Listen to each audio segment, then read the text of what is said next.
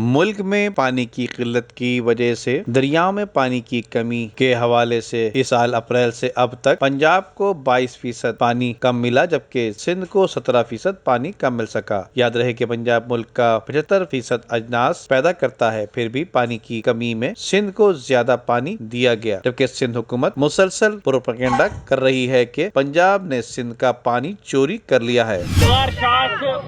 Naseer canal سے جو branch نکلتی ہے، شاخ نکلتی ہے ٹنڈول ہیار سب ڈویژن میں، بلغار شاخ جسے بلغائی بھی کہتے ہیں، ہم اس پہ کھڑے ہیں۔ یہ شاخ جو ہے اپنے گیٹ سے بھی زیادہ بہہ رہی ہے، اس پہ ہمیں کوئی اعتراض نہیں، کیونکہ یہاں بھی اس پہ بھی ہمارے آبادگار بھائی ہیں، ان کو پانی ملنا چاہیے،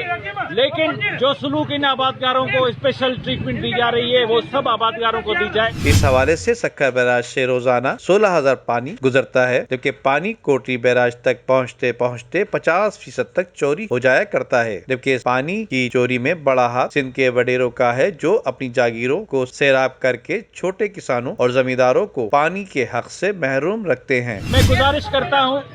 سہیل انور سیال صاحب سے، جو ایریگیشن کے ڈپارٹمنٹ کے منسٹر ہیں،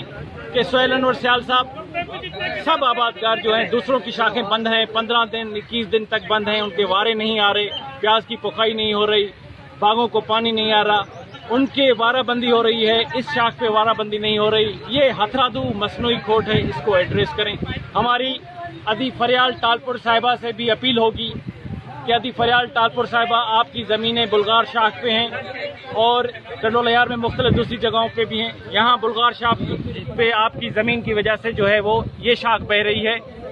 آپ ہمیں دوسرے آبادگاروں کی زمینیں جو ہیں ان کو بھی اپنے جیسا سمجھیں، اور یہ سلوک اور یہ ٹریٹمنٹ جو اسپیشل بلغار شاخ کے ساتھ ہے وہ سب شاخوں کے ساتھ کی جائے، سب آبادگاروں کو پانی دیا جائے۔ اس رپورٹ میں غور طلب بات یہ ہے کہ سندھ میں کسانوں کو پانی کم ملنے کی شکایت ہر جگہ موجود ہے، لیکن ملک کے وڈیروں اور حکمرانوں کی زمینیں اب تک سیراب کس طرح سے ہو جایا کرتی ہیں۔